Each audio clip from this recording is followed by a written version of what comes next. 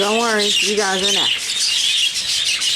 So I've pretty much distributed all of my boxes. We'll go down and take a look at those guys. But the most significant thing is my Bork's male finally looks better. You probably can't tell him, on film, but he is more lively, attent, and, with a spark in his eye than I have ever seen him the entire time I've owned him. So, he had gut bugs, which means I get to treat everybody for gut bugs, because if there's one thing I know about gut bugs, they're contagious. So, and I did have a few budgie hens last time that had eggs that fizzled, embryos that fizzled in shell and then proceeded to turn green. A lot of times when embryos fizzle in shell, they do not rot. They only rot if there's bacteria in there already. So I think what happened to these two is 3 of their eggs rotted and 2 of them hatched and then died. Same thing with these guys.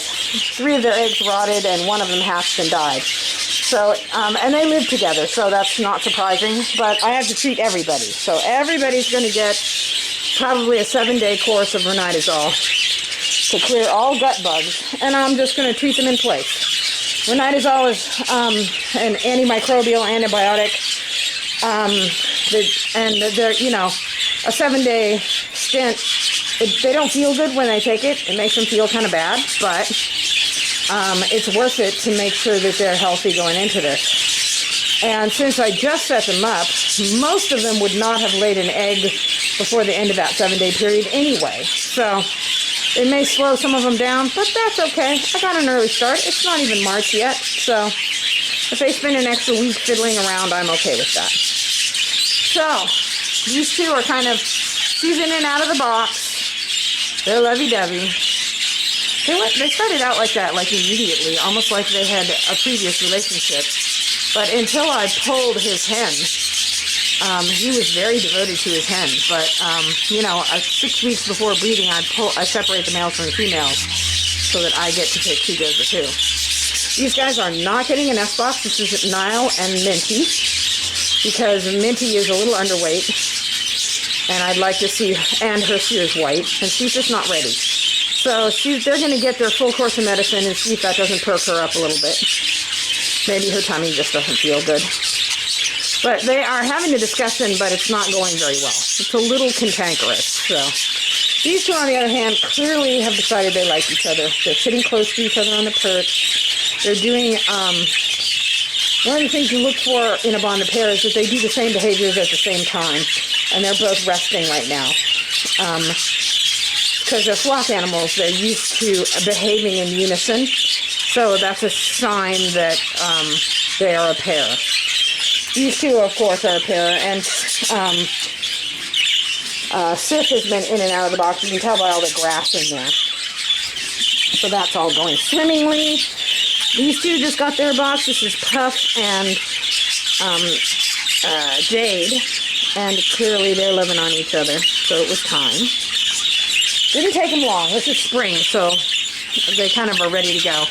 These two got their box because Missy's little back end cleared up. And clearly her cock's ready to go. She's like, really? Honey, we're being watched. We're being filmed. It's not happening right now. It's like, come on, baby. She's like, nope. These two, I just gave them their box, and you can see that Jester, this is not Jester. Jester's his grandfather. This is Dolerite. Dolerite, he's been bred before. He knows exactly what's going on. And that little girl, so when I put the nest box on the box, he's like, oh my God, honey, we got our box. And she's like, what is that dark hole? What are we doing? But she'll follow his lead, so. Birdie love, birdie love. These two just got their box. This is Murphy and Amethyst. And they are just looking at it from a safe distance. Parakeets often do not dive right into the box when you give it to them because Mother Nature says, don't go in dark holes. Something might be in there that will eat you. So they have to circle it and sidle up to it and peer into it for a few days before they get into it. Sometimes a really ripe hen or a very experienced hen like Sif over here will jump right in the box just because she's done this so many times before. She knows a breeding setup when she sees one, and she's been in and out of boxes a million times and never had a problem, so she has quieted her fears. But a normal, less experienced budgie will take time before going into that dark hole. These two are going along gangbusters. She's in and out of this box. You can tell by the grass in there. I always put a little shavings in the box because when the chicks are 2 weeks old, I will fill the bottom of the box with shavings to help keep them clean. So I want the hens to get used to the idea that shavings belong in the box. So, and as long as I don't put in too much, they don't throw them out. So these two are clearly very happy in love. So these two just got their box. Miss Thing poured out all of the seed. She was playing crazy girl, and she poured out all of the seed in the cave. So I'm going to put a spray millet in there to make sure that they can eat after she throws out all the seed playing crazy girl. So a mini deal knows what to do. He has no clue, but he knows what that box is about. So these two, look at, see, this is classic. These two are new. They're in love. I just put the box in, and Morpho here immediately recognizes that that dark hole is significant. So he's over here checking it out from a safe distance, but he's checking it out. And he's telling her all about it. Honey, look at this dark hole. I don't know, it looks very interesting. And she's like, let me see. I don't know, it looks scary to me. These two are not, so Jade is playing crazy girl. I cannot keep a divider between these two, and they're just absolutely at each other. So I haven't quite figured out what I'm going to do here. I just put this up, and they just pulled it back down again. So neither side is going to let me put a divider between them. So maybe I'll just take it off. I don't know. These two should be putting something together, though, and they're not. Maybe I can hook it on the bottom of this, and they won't be able to reach it on from either side. I'm going to give it a try. Because these two, again, he is not in great condition. So I'm not giving him an S box until after their treatment to see if that helps him. But these two should be putting something together, and instead she's playing crazy girl and territory. And they exacerbate their territory anxiety by breaking down the divider. So, crazy birds. These two have started paying serious attention to this box.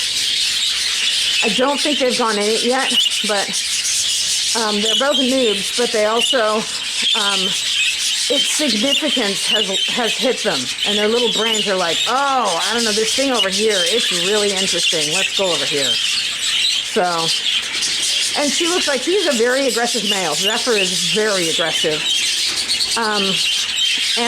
But she's big enough and hefty enough, so you see her pushing him? She's trying to step on her back, and she's literally stepping towards him. She's pushing him, saying, no, I get to decide. You see her push him? So they are working out some dominance issues because he's so aggressive, he like drives her into corners and stuff. But she's starting to stand up for herself, so I'm sure they'll sort that out. Sometimes they don't, though. When you start seeing that level of aggression, you have to watch out, because a male can kill a hen. Sometimes a hen will go in the nest box and hide from him and never come out and sit in there and starve. So you have to watch it. When you get a super aggressive male, you have to watch. And this girl is playing crazy girl, and he's just copying her because he loves her. This is what I mean by parallel behaviors. They do the same thing at the same time. If she's going to go down and try and find her way out of the nest box, he'll go up in the corner above her and act like crazy girl too. But I just gave him the nest box, so hopefully that will distract her. And these two, they've had their nest box for a while. This is, that's Ash and Raspberry. And this is O'Reilly and Clement, and they know what they're doing. Let's see, have they been in? Oh, definitely. Look at all that grass. So things are going along. People are in the nest boxes. Most of, I guess pretty much, these two are the only pair that I expect to give a nest box to, but they're just, I'm not seeing the relationship happening. So I'm going to wait. I'm going to try hanging that divider off of the cage above them to see if that will keep them from knocking it down. Because the biggest distraction from breeding is territorial issues with the birds in the next cage. So we'll see. Yeah, I don't see the relationship happening here.